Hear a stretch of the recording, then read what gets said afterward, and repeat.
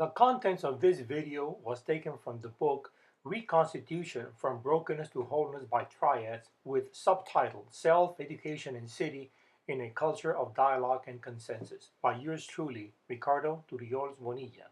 Thank you. Science by Triads 101.1 Reality, Language, and Triads. Hey chicos y chicas. Welcome to Whole Brain Every Day with your science teacher, Mr. T, from your friendly JJ Center at Garner Betts, Austin, Texas. Herein, we're going to learn science the fun, fast, and easy way with triads as you never thought possible. Remember that your right brain is your friendly brain, keeps you out of trouble. Use it or lose it. Fight gravity with levity by growing wings. Pay for your room and board by doing your work assignments, never accepting free lunch, for everything comes with strings attached in this world, and before you know it, you'll be accepting free handouts. The only place on earth where everything's free is where there's no freedom. We live in a broken world. You were set up for failure from get-go. It's not all your fault. We teachers have failed you. We broke it, we fix it. So then, let's start our introduction to science by triads by way of an inquiry, a thought experiment, since I cannot actually take you out guys to a park. Let's say you go to your local favorite wooded park. Now I ask, what do you see first, the forest or the trees? From my experience asking my students in class, I got on average the following replies. Those who speak mostly English responded with that they say the trees first, obviously. All the while those who speak mostly Spanish responded with forest first, equally obvious.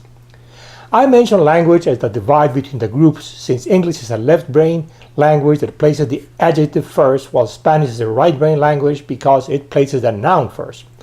The adjective and left brain would seem to go with the countable trees, while the noun and right brain would seem to go with what counts as forest. My conjecture, and that's what it is, out of this conundrum is that we actually see both at the same time, with our mind's eye, so to speak, somehow. Somehow suggesting that the left eye coordinates with the right brain and the right eye with the left brain somehow. In this scheme, the whole eye, having captured it immediately, then proceeds to channel to the right brain and to the left brain simultaneously by way of the midbrain of the mind's eye.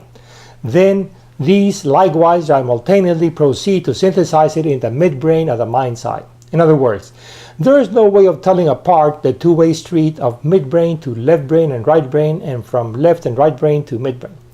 All we can say is that all come from the whole eye of the whole brain at time t equal to 0, so to speak. So then, it seems to be the case that we both capture reality immediately within ourselves, as above. All the while, when pressed to express it outside ourselves, we have to recur to the mediation of language. And here there are two choices, namely, allowing the adjective left brain first of English or else the noun first or right brain of Spanish, the verb going in between in either case. This is analogous to the situation wherein a couple approaches a narrow door.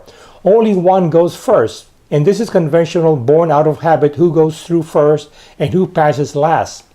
The fact of the matter is that Mediterranean languages tend to be right brain noun first, all the while Germanic languages tend to be left brain adjective first, as in the case of Spanish and English, respectively. Well, so much for the phenomenon. Let's now move on to introducing the triads or the theory. What I have done based on the works of Moses, Pythagoras, and Socrates in the later video has been to turn their findings into a useful tool moving forward. This I have accomplished simply by way of upgrading the well-known Pythagorean theorem, which I claim is the original, of which today we only teach the dumbed-down, numbers-only, devoid of words or letters version.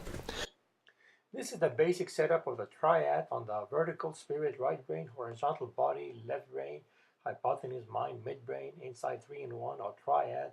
I squared equals -1, the complex, c squared equals a squared plus b squared is just the right triangle.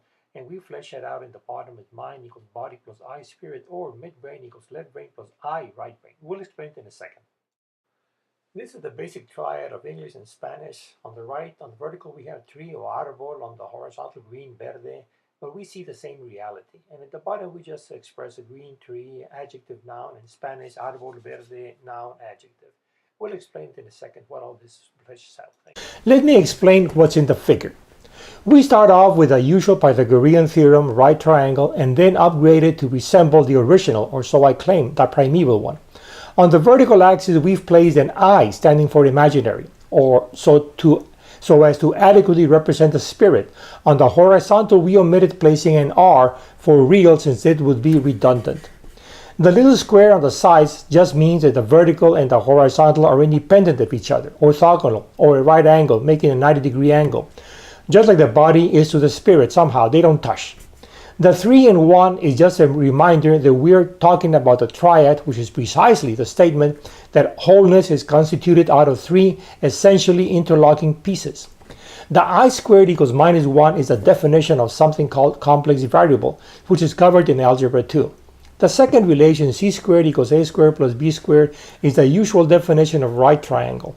With this resource, we then proceed to relate the mind on the hypotenuse to the vertical side spirit and to the horizontal side body.